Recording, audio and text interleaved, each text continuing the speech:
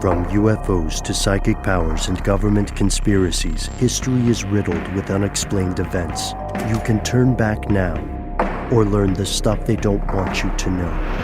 A production of iHeartRadio.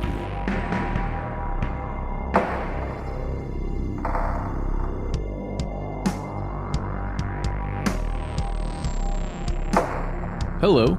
Welcome back to the show. My name is Matt. My name is Noel. They call me Ben. We are joined, as always, with our super producer, Paul, Mission Control Deck. And most importantly, you are here. And that makes this stuff they don't want you to know here live, for us at least, in a beautiful, beautiful rainy afternoon here in our fair metropolis of Atlanta, Georgia. It's dreary, it's gray, it's rainy. Flip on the Shirley Manson.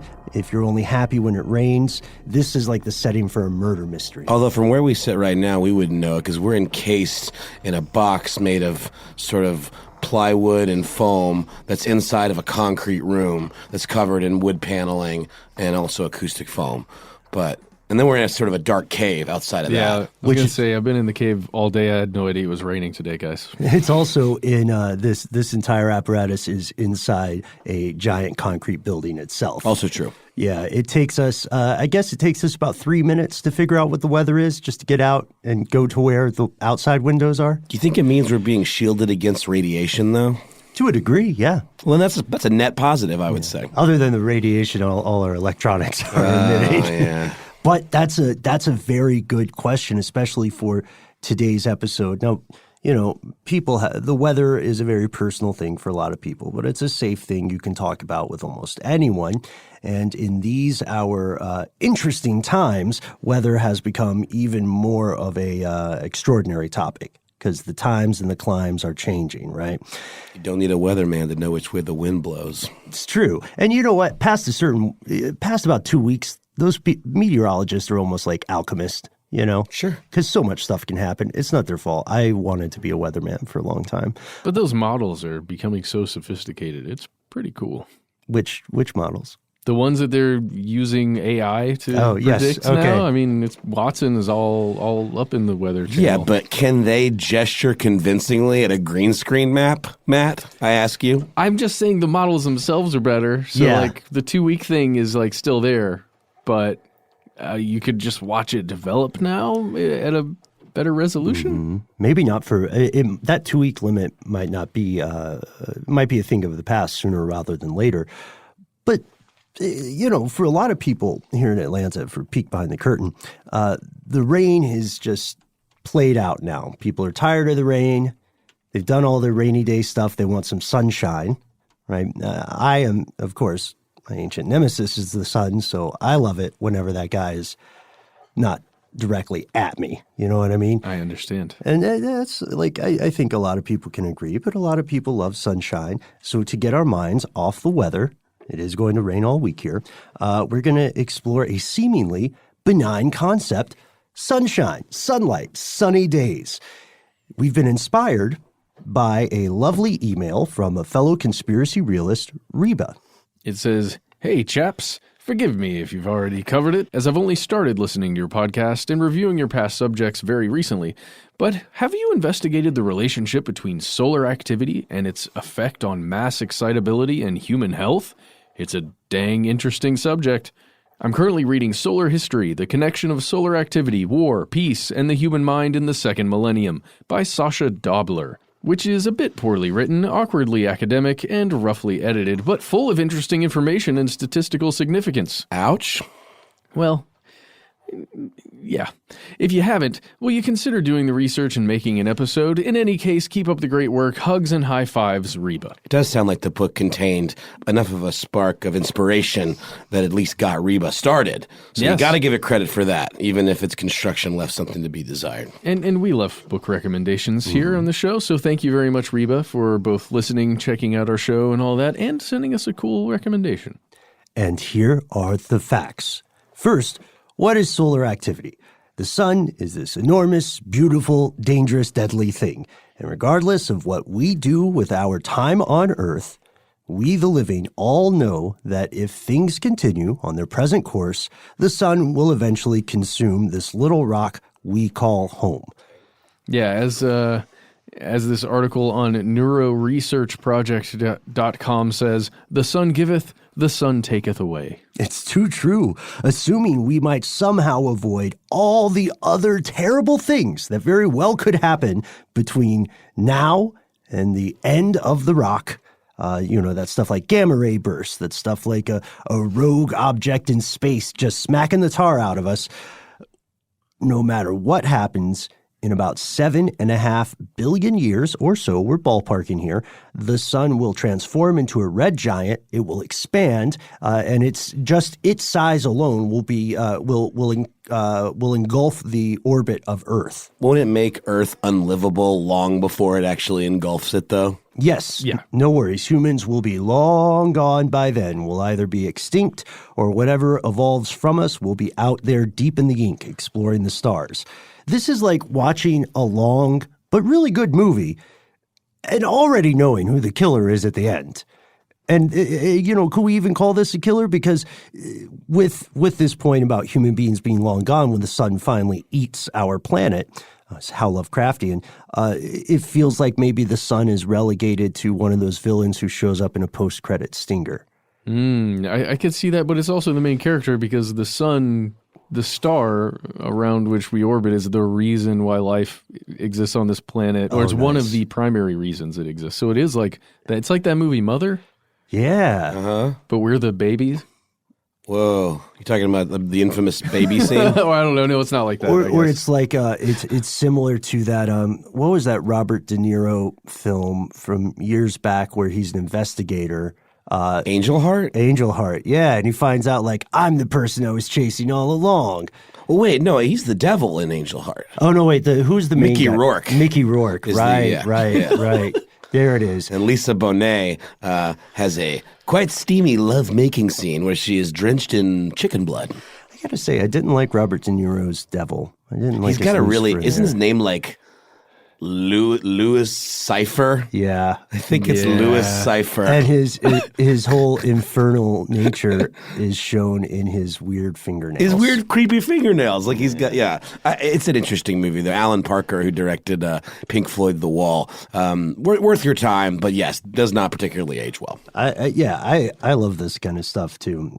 Give me a good modern Faustian devil tale. Shout out to Devil's Advocate, that one. There we go. There we go.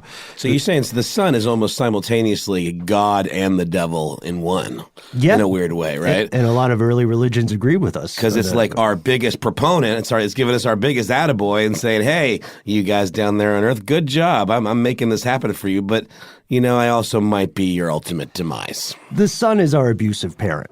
Is one other way to sum it up. So, for better or worse, we're along for just a little bit. We're along for the ride. And there's something beautiful about that. Very David Attenborough, very Planet Earth documentary.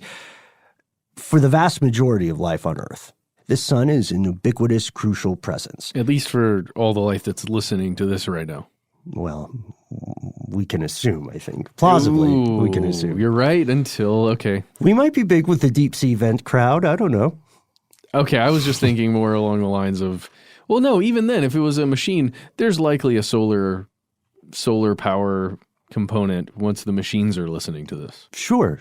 Unless we're far enough along in the future that our demographic has somehow become nuclear-powered synthetic machine consciousness. In which case, thanks for tuning in. Yeah. Tell us what happens in the future. Right now we have the sun. It's the big engine powering life on Earth. It's a gigantic ball made up of thermonuclear explosions. It's only 93 million miles away from us, and it is responsible for the continuation of life as we know it, full stop. And, we think of it as a very cohesive thing. Oh, look, there's the sun. Like it's got this inherent stability to it. But that's not quite the case at all. If you got a really close look at it, it would look like, the depths of hell, basically, with roiling explosions and inferno just constantly shifting like a sea of fire. And if you want to take a close look at it, I would recommend, as I generally do when we do an episode that involves the sun in any way, is head over to spaceweather.com. It's one of my favorite websites. You can go there and actually see the latest videos from all of the varying solar satellites that exist out there, where you can actually watch the sun and roil around like hellfire. Or just like look at it directly, like right into it with your eyes. No, don't do that. I'm kidding. Don't do that. You hit me to that site years and years ago, Matt, and I remain grateful. I was actually, when I was digging into some of this, I had that just playing, because you can just pull it up, and there's something peaceful about all that chaos so far away. Oh yeah, you will begin to get obsessed with coronal holes and mass ejections and all kinds of fun things if you start going on that website. The sun is what we call a magnetic variable star. It fluctuates on weird timescales ranging from as short as a fraction of a second to billions and billions of years. It's full, in short, of, wait for it, activity. So what is solar activity? That's your question. To answer your question, Reba, we have to figure out that part first. Yeah, it's like a umbrella term, really, isn't it? That kind of refers to everything from flares, solar flares we talked about, to those coronal mass ejections you were talking about, Matt, to high-speed solar winds and solar energetic particles. Solar activity really is the sum of all variable and short-lived disturbances on the sun. So sunspots, for example, and prominences count as solar activity as well. Prominences are weird. Well, yeah, kick that to us. So like a sunspot, if you're looking at it, looks like a spot on the sun where there's kind of a hole, essentially. It looks like there's a hole in the sun's surface there. And then and it's really interesting because when there's a hole, a sunspot, a lot of times you're going to have higher frequencies of solar wind and basically particles coming out from closer to the middle and center of the sun. But then you got these things called prominences, and it looks like a flame whip, maybe? Yeah. A giant flame whip. Mm-hmm. It's a good way to describe it. Like the Balrog. The Balrog. Yeah. Yes. It's very scientific. Yeah, and sometimes those whips, when like you'll see it occur where a prominence will kind of happen, and then some of that stuff that the solar activity stuff, it actually shoots out. Sun stuff. The sun stuff just shoots out. And then it snatches Gandalf off the ledge and flings him down into the pit of ultimate despair. Sometimes. The whole time making a very deep Cthulhu Azathoth-esque. That's what the sun sounds like. Yeah, almost always. It's so weird. you don't expect it. But that stuff is really dangerous. We'll talk about it more later, maybe. Well, we've talked about danger. Let's ask ourselves, how does the sun affect you? You might be someone saying, look, guys, I've been your NSA intern for years now. They're not letting me out of the bunker. I see the sun on television. What does it mean to me? The answer might seem obvious, but it bears thinking about. Let's look at the pros of sunlight as well as the cons. Huh? It's not just skin cancer. I'm going to spoil it just a bit here as a somewhat anti-sun person. Yeah. Okay. Well, let's start with your positivity. The sun can, in fact, affect you in a way that would make you feel more positive. Mm-hmm. That's why so many songs about sunshine are about how it puts you in a good mood. There's science behind that. Mm-hmm. Yeah, that science actually proves that sunlight can put people in a better state of mind. When you encounter sunlight, your brain releases serotonin, which is that feel-good chemical. It's part of why hanging around outdoors can boost your mood, even your creativity, and lower your stress.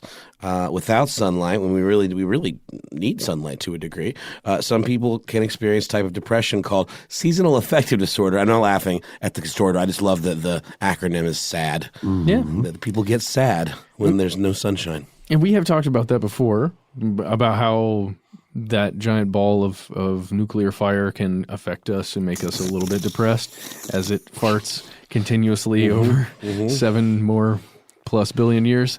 No wonder people worship it. Yeah. Well, yeah. But here's the other thing. You get this stuff that we have, humans have called vitamin D. It's something that your body actually generates because the sunlight is basically activating it. Yeah, vitamin D. It's huge. It's real popular with the human body nowadays, and it does not occur in a ton of other places, like a ton of food sources.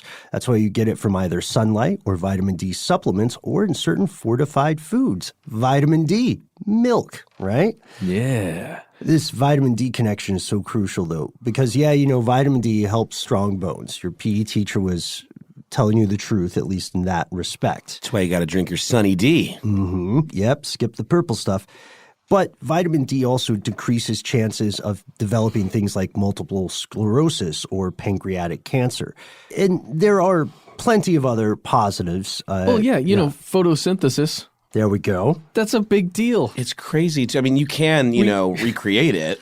But we get to breathe. It's so hot right now. Breathing is so hot right now. It's so in. Well, I just mean even plants, the way plants are able to get so much nourishment. No, but we're also talking about how trees through this process generate oxygen to help us continue. It's all this weird, seemingly made just for us kind of system. It's almost too coincidental. It's very strange. It's the kind of stuff that really does make you ask the big questions about God and the universe and stuff. Yeah. Why? Because it's all connected or something? No, in one it just giant seems, system. I see you're being sarcastic, man. I would also point out that we have the benefit of not being around for billions of years of trial and error. Yeah. Sure. We didn't see all the stuff that totally didn't work or worked for a while. But yeah, clearly, the world is a better place with the sun. Even I can admit that, but I do want to point out that there are cons of sunlight. Yes, skin cancer, right? According to Daryl Rigel, who's a doctor of dermatology at New York University, 1 American dies every hour from skin cancer. The overwhelming majority of these cancers are caused by overexposure to UV light. There's no question about it. Yet he warns against going full vampire, and he says this doesn't mean you should stay inside all day or that there aren't plenty of health benefits to being outdoors. Just have to balance everything. Use common sense to protect yourself. If you're given to super freckles, like me and Matt, you probably as well, right? I admit it. Yeah. If you're given, I'm so glad freckles are okay now. Say super freckles? Yeah, man. Is that just like big old frecks? Yeah, it's a preponderance of freckles. I see. A cluster. There's no such thing on my body that is not freckles. Oh yeah, you've got freckles too. We're all I see there. Yeah, you're there too. So how did all three of us freckled fellows end up on one talkie talk? We also have this practically the same birthday. It's true. And Paul out there too? Show me your arms, Paul. No, show me those freckles. I don't believe it. Oh, it is on his face. No, he draws those on. Yeah, he is. He's drawing more right now. He draws those on. It's a Snapchat filter. So you do have to protect yourself. Some people more than others, but everybody needs protection. You don't want to live your entire life in scorching sunlight. Also, some people don't know this. There is a summer version of SAD. It has different effects, but when your circadian rhythms are messed up by a few hours more or less of sun each day, you can swing into a summer version of SAD. And this one, seasonal affective disorder for the winter makes people a little more lethargic, a little slower, tend to listen to more emo music. But summer SAD means you're kind of jittery, you're squirrely, you're irritated, you're on edge. Hot town, summer in the, Oh, that's a classic. Is that Mungo Jerry? No, that's different. No. I'm thinking in the summertime, deedle-dee-dee. That's another popular summer song. Are you guys aware of these seasonal affective disorder lamps that are meant to replace sunlight, especially in cities where winter is just very bleak and the sun is blotted out practically for months at a time, or it's so oppressively cold you can't go outside? It really does get to some people, and there are these lamps that supposedly help kind of kick your circadian rhythm in the butt and kind of make sure that you don't get the SADs. I've heard mixed things as far as how they are, how effective they are, but they are a thing, and some people swear by them. They work they're used in Scandinavian schools. Yes, I remember talking about that last time. That's really good stuff. Check it out. there's some, I mean, a lot of the stuff I found was trying to sell these types of lights, but there is some cool research that you can stumble upon as well. Yeah. Look, additionally, while I'm just taking shits on the sun, additionally, if you live in a sunny, polluted area dense with cars and factories, that lovely sunshine is making the air you breathe even filthier, even more dangerous, because UV rays trigger the release of smog-forming chemicals that are linked to asthma and earlier mortality, also linked to stroke and heart disease. Also, last thing, of course, we alluded to it earlier, the sun can obviously harm your eyes. But, you know, what if there's more to the story? Some of the stuff that we're talking about on the surface, not particularly surprising, but what if there is more to the way the sun influences our bodies and our brains? And just how much can it affect us, and does it affect us? Could solar activity actually be responsible for mass behavioral changes? Well, yeah, and the underlying thing is kind of what Reba got to in the email there. Can the sun be some secret cause for strife and war and bad things happening on large scales for humanity? Well, we're going to explore it right after a quick word from our sponsor.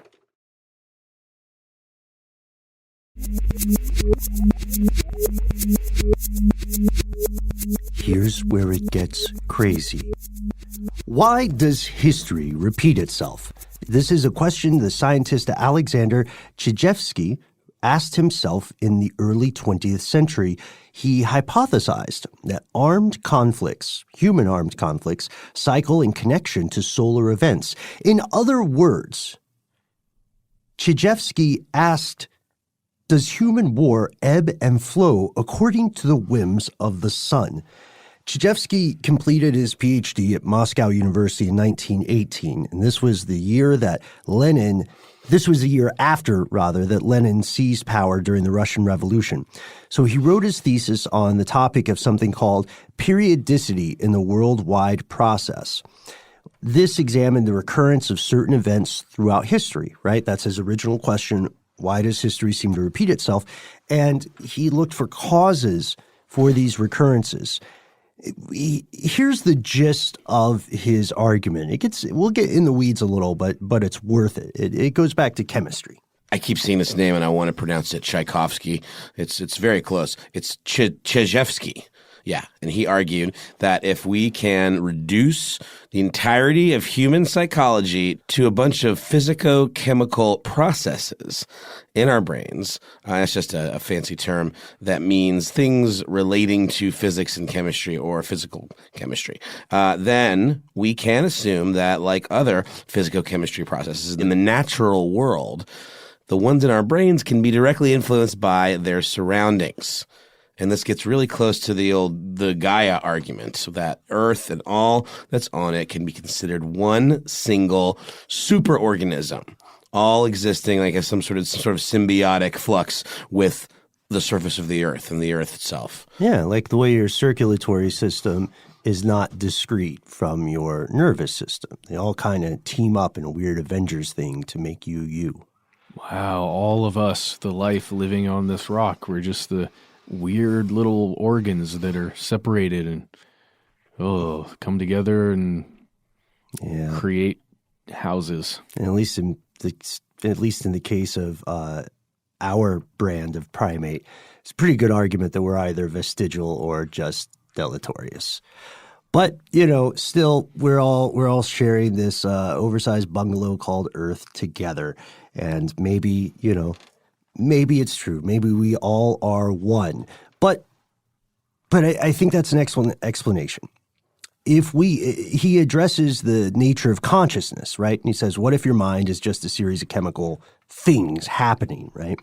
And if that is true, then that means that these processes must be similar to the things that happen in the world around us. And those things, of course, are influenced by other adjacent or nearby processes. So if this is all true, then this means, in his mind, that war does not develop necessarily due to human foibles, that the fault may not lie just in ourselves. The fault may lie in the stars, to bastardize Shakespeare. This means that war develops in accordance with these pre-existing natural cycles that were here before we were.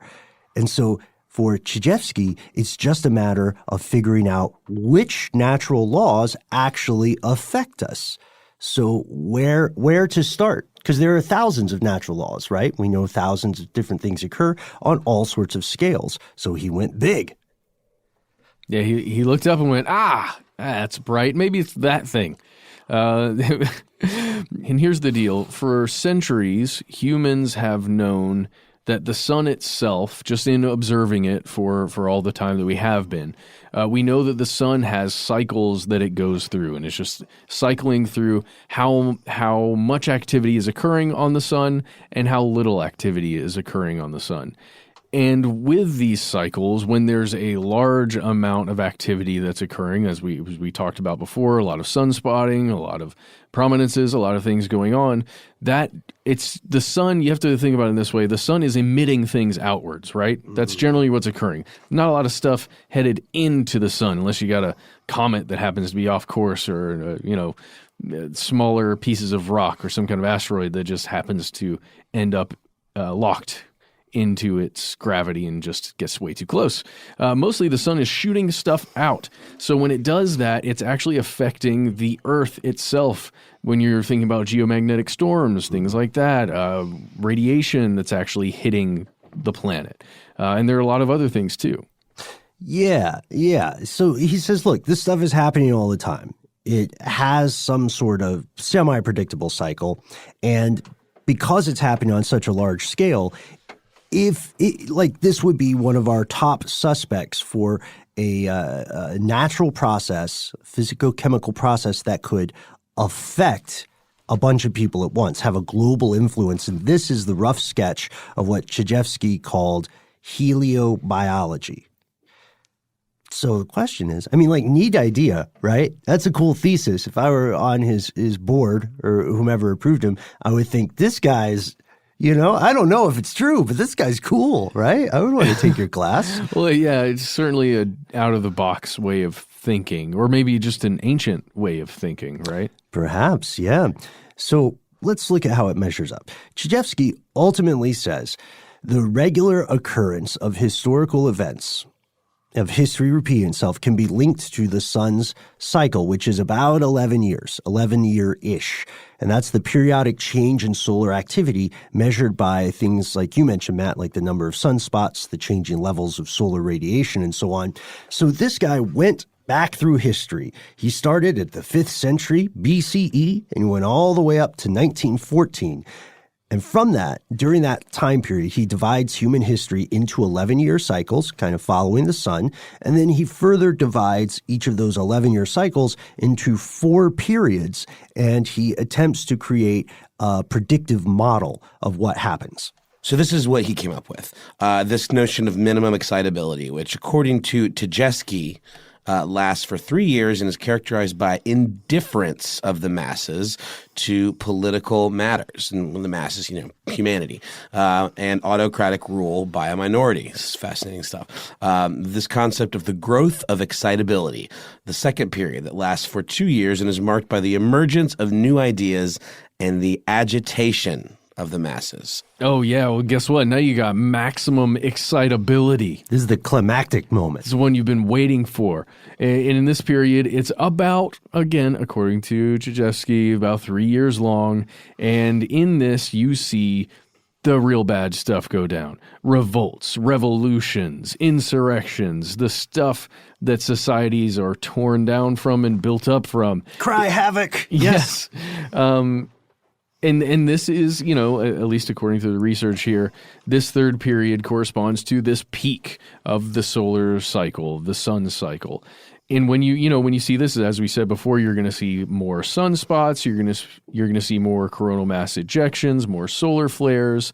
And this is that solar cycle. We just have to jump in here really quickly and say the solar cycles are an accepted thing.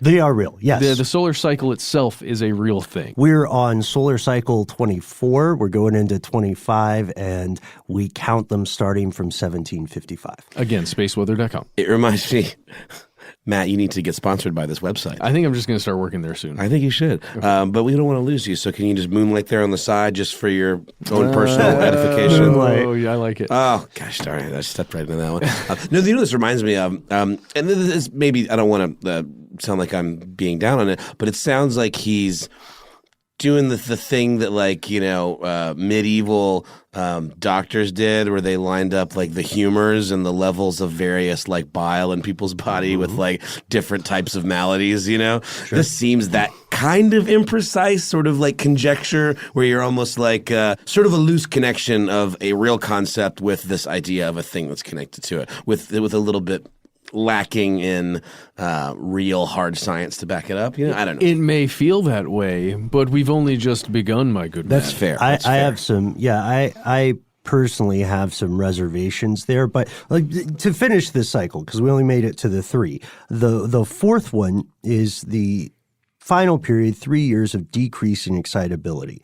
This is, again, to Chijevsky, is characterized by an increasing apathy amongst the masses and a tendency toward peace. Now, it is it's important to note, though, that he did not claim humans were mentally enslaved to the sun. I fell in love with this phrase, like this concept of humans being enslaved by the sun, so I used it way too often working on this.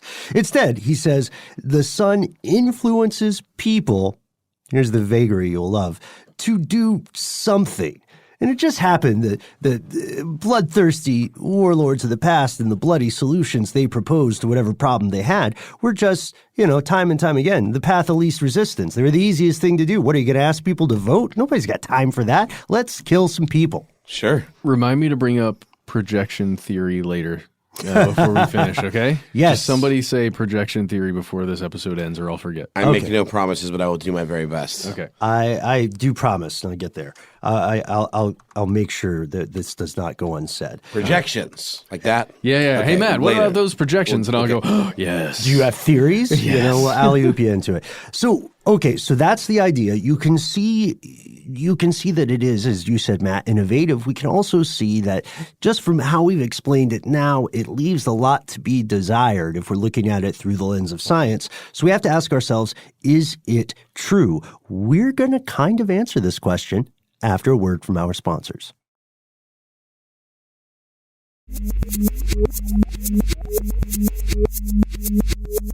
And we have returned. All right, spoiler alert. During his lifetime, Chijevsky was unable to scientifically prove any link between large-scale human activity and the cycles of the sun. However, he was able to, at least when he was charting it out, map some really compelling connections there. Yeah. Of the time. It felt compelling to me, but again, it's just taking two variables or two things and just putting it side to side, similar to what Noel was saying there.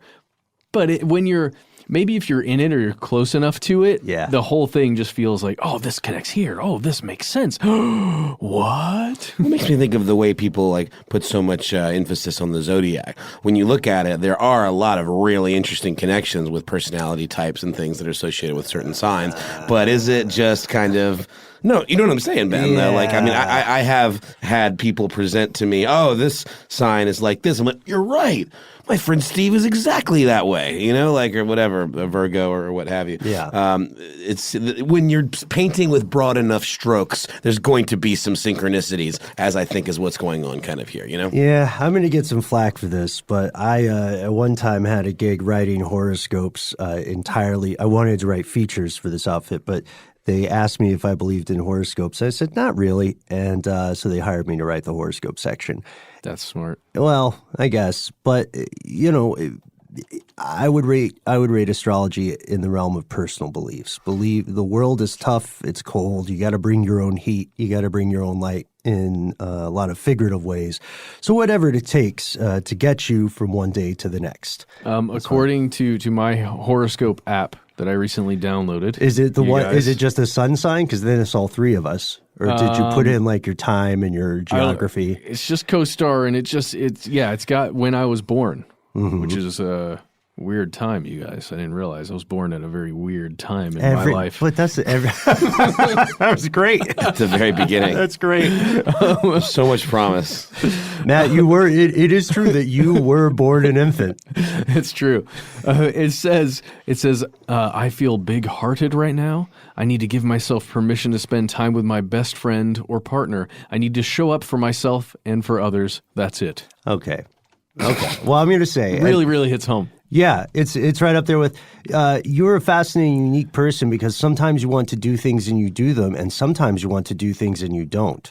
Whoa. You like things that are likable and dislike things that are disliked. You know what? I'm now in defense of astrology. I don't want to get us too derailed here. In defense of astrology and my close friends who are strict adherents to that system of belief or interpretation, the common defense is going to be something like, well, the astrology articles you read in your local paper or on a website are just going to be the 12 basic sun signs, right? And they're going to come out once a month or once a week, and they'll advise you from there. And that to get a better understanding of this, one needs to do what you've done, Matt, which is look at like the specific coordinates of where you were born on the planet, the position of the other heavenly bodies, and then the exact time of your birth.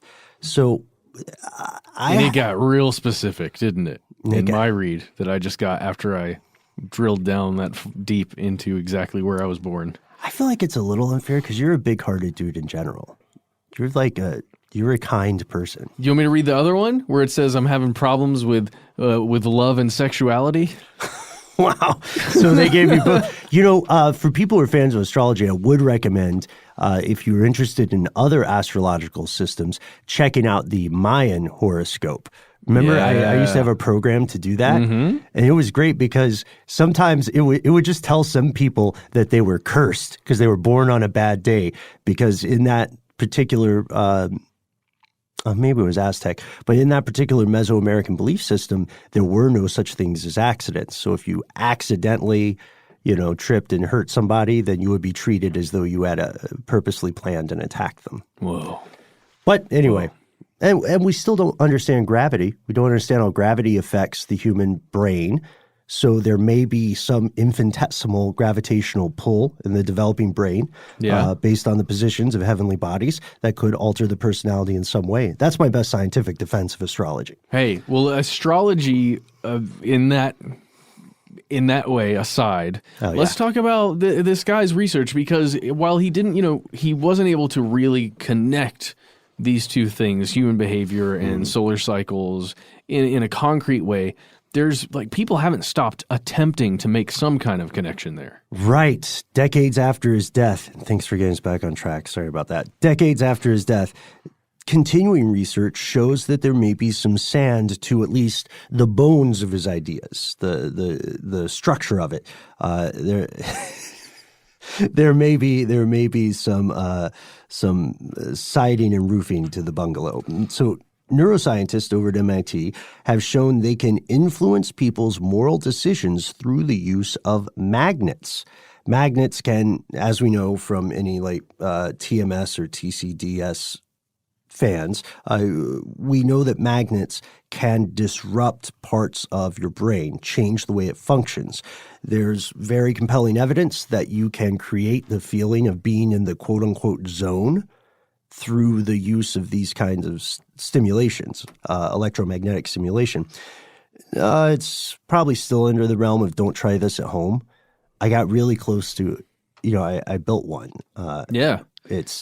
Which was dumb to do, but I stopped using it because there's fairly compelling evidence that has damaging long-term cognitive effects. Dang. So you can be cool for a short term, pretty smart and stuff, but then 20 years later, who knows? Anyway, so we know that's true. We know that what that proves to us is that electromagnetic processes can affect the human mind. So at least one assumption of this guy seems valid. Well, and as we have discussed previously on this show, when you're thinking about the magnetosphere, the essentially the way the Earth functions as a giant dipole magnet, I mean, it's bigger than that. It's more complex than that. But if you look at it, the actual magnetics of what the Earth is generating, and then how that gets affected by solar wind and the sun itself and everything, where the magnetosphere can change shape, where it can have there could be less shielding essentially, or more shielding depending on what's occurring. If that TDCS, connection with the human brain is there, I could totally see how there would be a connection there. Maybe it's just not as solid as Chijevsky was hoping. Yeah, it doesn't go all the way to proving what he said. Yeah. That essentially that war is a natural cyclical process, just like a sun cycle. Yeah. That's what he said, and that's a lot. Yeah. But what we do know is that we have, years after his death, we have proven that electromagnetic activity can affect the human mind. Let's introduce another character, a guy named Abraham Leibov. Yeah, he was a professor at Oakland University in the physics department, and he had been studying the effects of electromagnetism on human health since the late 1960s. So what he does is he studies tiny magnetic fields that are generated by people that are capable of being affected by these extremely low-frequency electromagnetic fields, ELFs, ELFs. And these are extremely low-frequency electromagnetic fields in people's environments they can pick up, or disturbances in the Earth's magnetic field. And he's done experiments on how these disturbances might affect social behavior as well. Yeah. So here's what his theory is. He's created this electromagnetic theory of consciousness. And similar to Chijevsky, he says, okay, consciousness is a product of these small magnetic fields that are generated by neuronal flows in the brain. He says that this magnetic field is probably minuscule. It's around like 100 nanotesla, which, without getting too in the weeds, just so you know, is we're talking very small time. Very, very small time. Smaller than a Micro Machines version of a Tesla. Smaller than a bread box. Right? I don't know much about bread boxes, but it's smaller. I think it's designed to hold a single loaf of bread. There we go. It's basically a bread case. But you can make loaves of so many sizes. Your standard loaf size. Standard loaf size. Like the kind that you see filed away in the grocery store. So he says, given that billions of these interactions can be happening in the brain at any time, it could produce a larger electric field. Like all these tiny things could add up to something larger. And if this larger field is the sum total of all the fields generated by all neuronal activity in the brain at a given moment, then maybe that is what consciousness is. Maybe it's just the interaction and the collaboration of these different tiny magnetic fields. If he is right, then that means that these tiny electromagnetic fields generated by the brain are capable of being influenced by other ELF or extremely low-frequency fields, such as, and this is spooky, such as those generated by other people. Now, this gets into mentalism. This gets away from what could be considered proven methodologies. There are a lot of scientists that would have a problem with this next idea.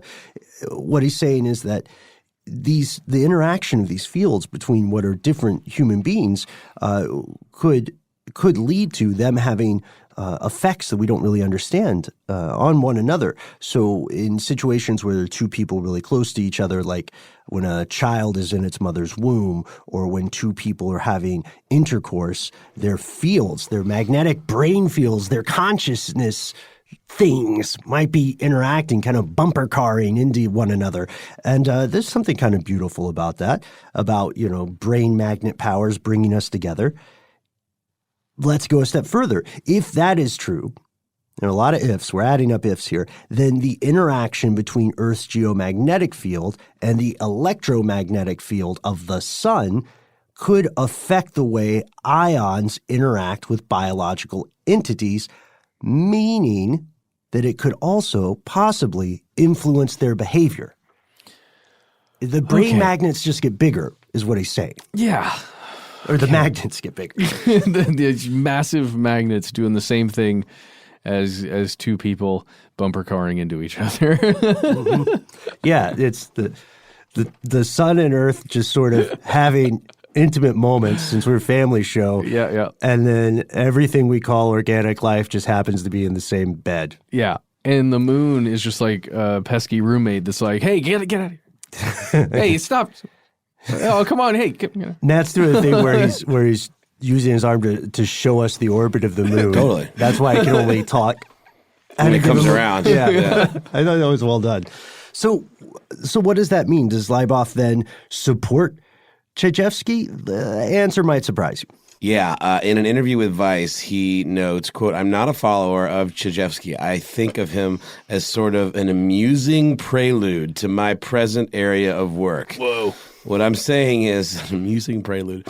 For the first time, there is a possibility of causation that goes along with this great number of correlative information in terms of the effects the sun has on living things. Maybe there's something there. There's an increase in suicides that is correlatable with solar activity. So why not social unrest? So he's kind of saying, yeah, he's all but saying Chijevsky's cute, but I'm the real scientist here, which I don't want to denigrate anyone's work. Yeah. But there's a difference between a chemist and an alchemist, right? So maybe that's where he's coming from. The big question, where does this leave us now? Well, Reba, we are currently at the very end of solar cycle 24. As we said, solar cycles are numbered starting from 1755. We're going to reach the solar minimum, or we have reached solar minimum around late 2019, 2020. That means that solar cycle 25 is hitting the horizon near you very, very, very soon. This will hit peak solar activity sometime between 2023 and 2026. But cycle 25 seems set to have lower activity in general than preceding cycles. In fact, the last 4 cycles, the last 44 years-ish, have exhibited a trend of weakening solar activity. And as we know, things like people still got in fights across the planet over the last 44 years. Yeah. And great amounts of unrest in regions across the world, right? Over those 44 years, think about what that encompasses. Mm-hmm. I mean, the 60s. The Cold War. Oh, yeah, the Cold War. Various violent coups in the developing world. Yeah. South America, the Middle East, they're just in the United States alone, like the terrible things that have occurred with an angry individual. Mm-hmm. We just keep naming off horrible things that have happened. Let's see, various violent coups in Western Sub-Saharan Africa. Harambe. Yeah.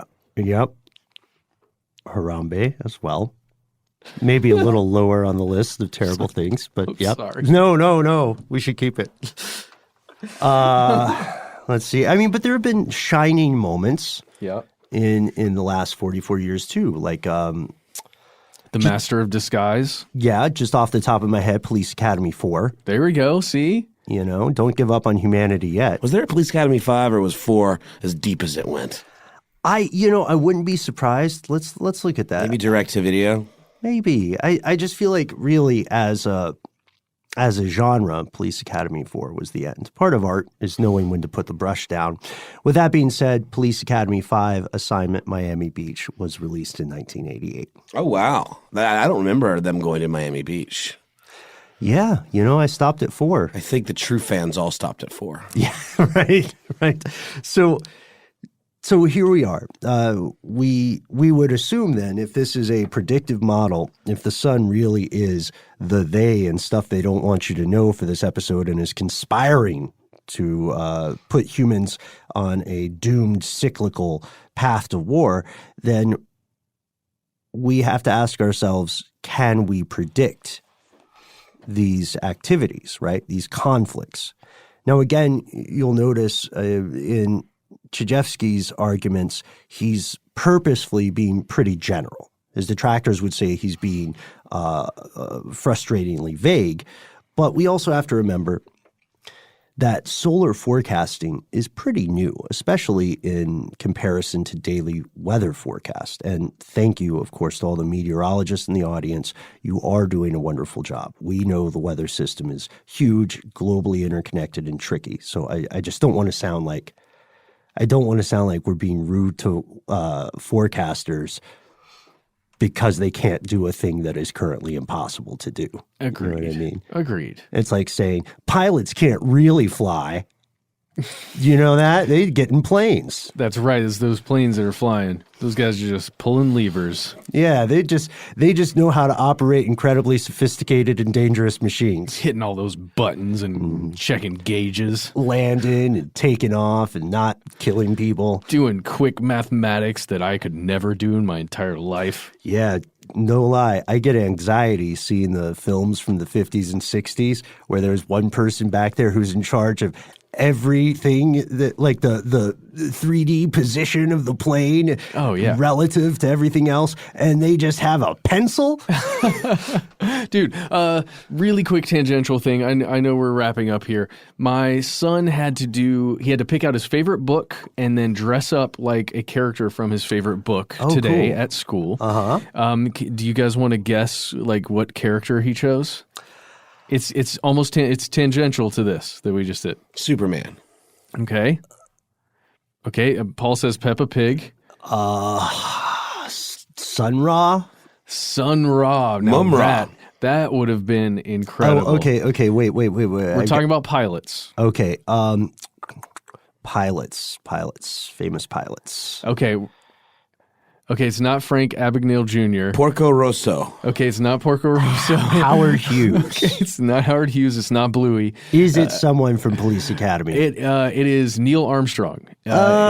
His favorite book currently is one of these that's like I Am. Sure. It's one of those books, that's and it's great. Neil Armstrong. He loves it. He loves the concept of being an astronaut, and today he put on his astronaut outfit and his helmet, and he went to school carrying his book and told everybody about it. It was awesome. Dude, Did he that's hold it awesome. aloft like you were just doing? Yes. 'Cause that's real He was power very move. proud. Does he? That's great.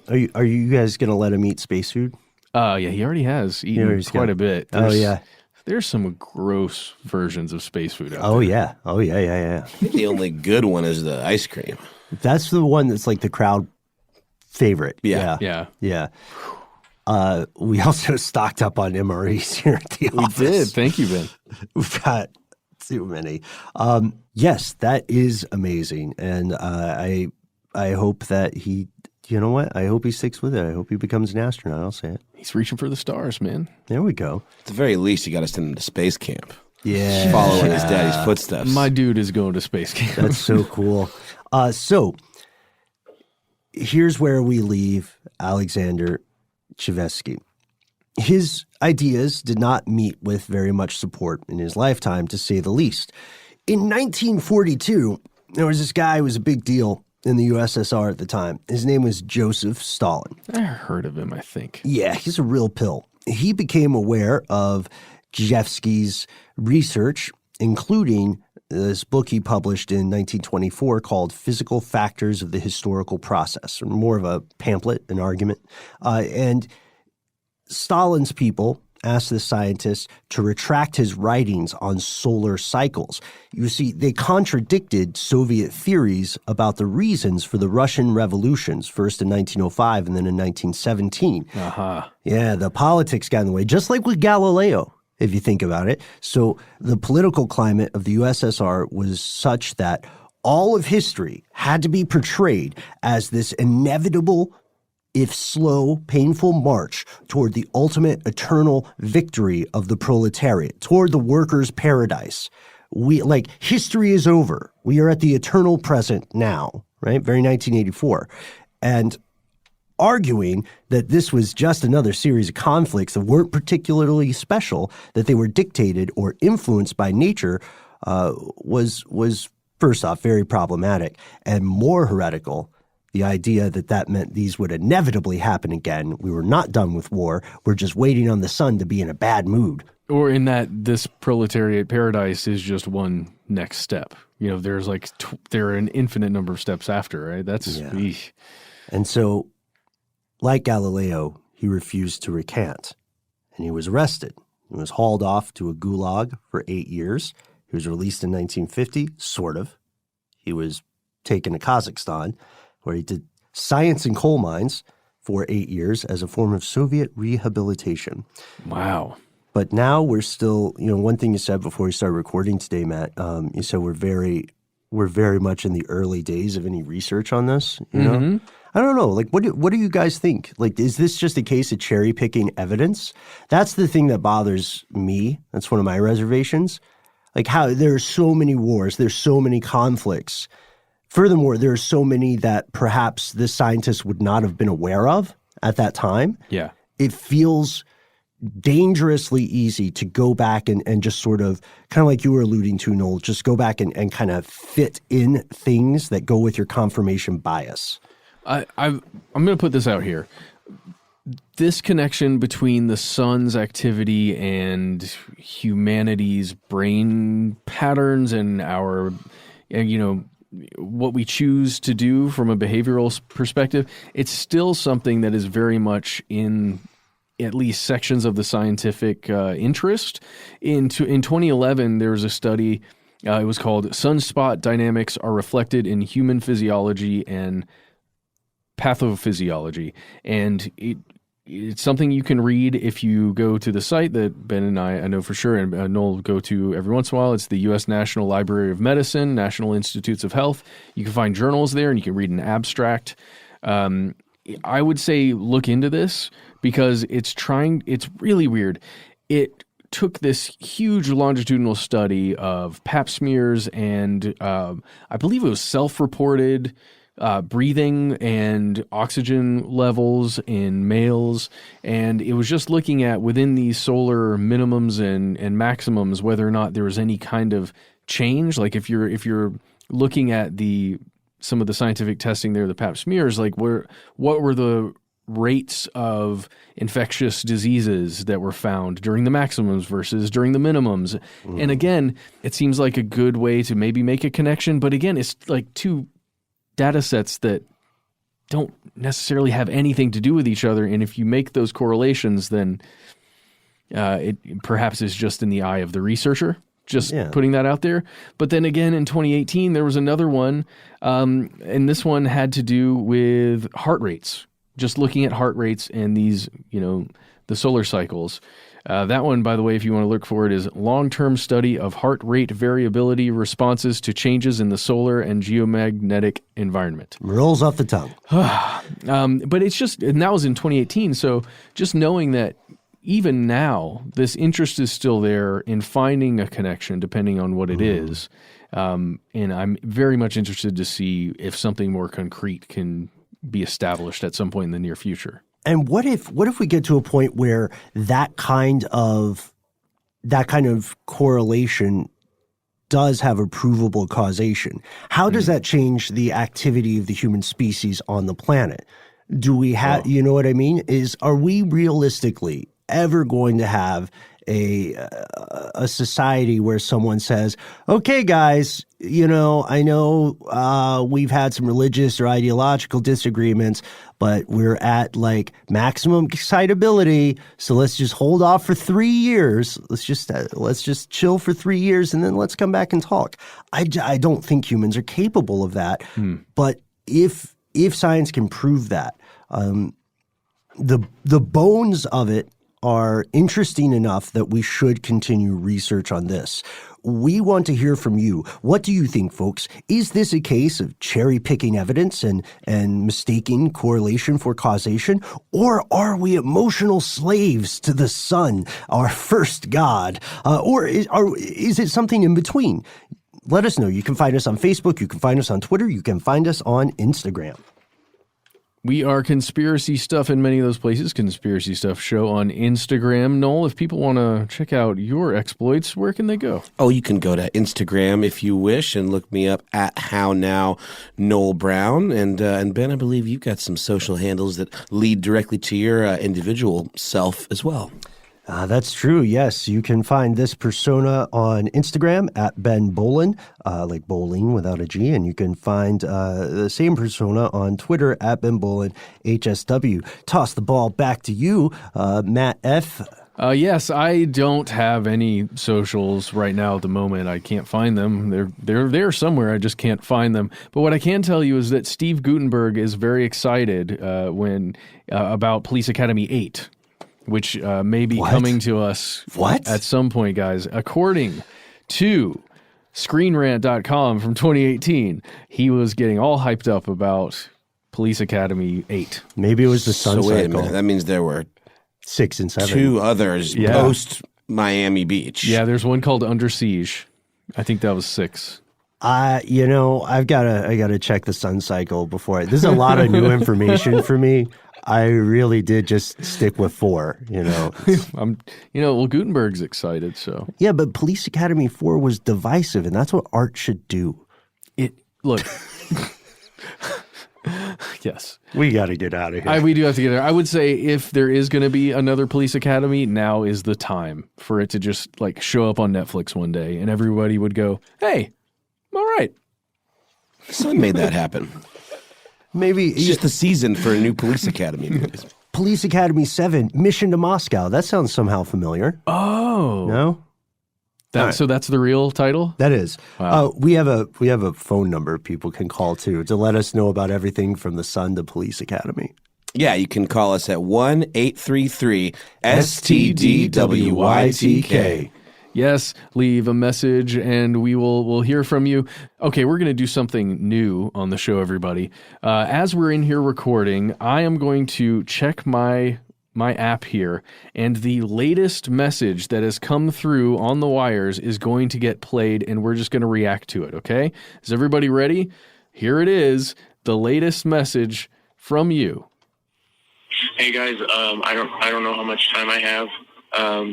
Oh wait, yeah, I do. It's 3 minutes. I was just wondering if you have any thoughts on Big Pharma killing type 1 diabetics with rising insulin prices. Thanks for all you do. I gotta go. They're catching up. Thanks. I'll keep listening.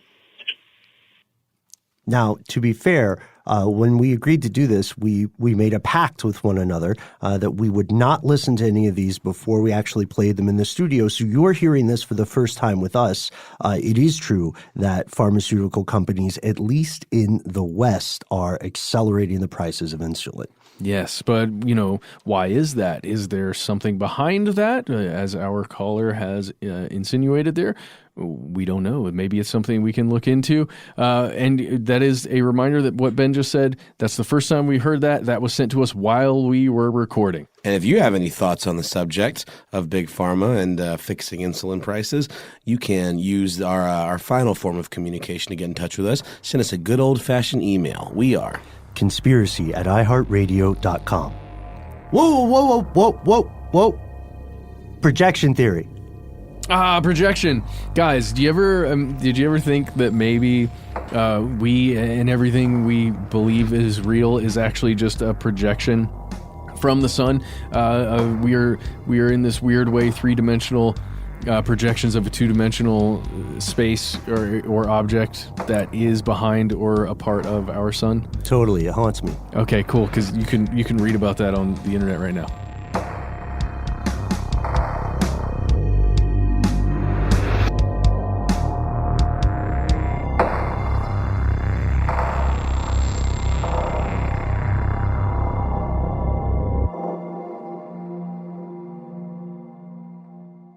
Stuff They Don't Want You to Know is a production of iHeartRadio. For more podcasts from iHeartRadio, visit the iHeartRadio app, Apple Podcasts, or wherever you listen to your favorite shows.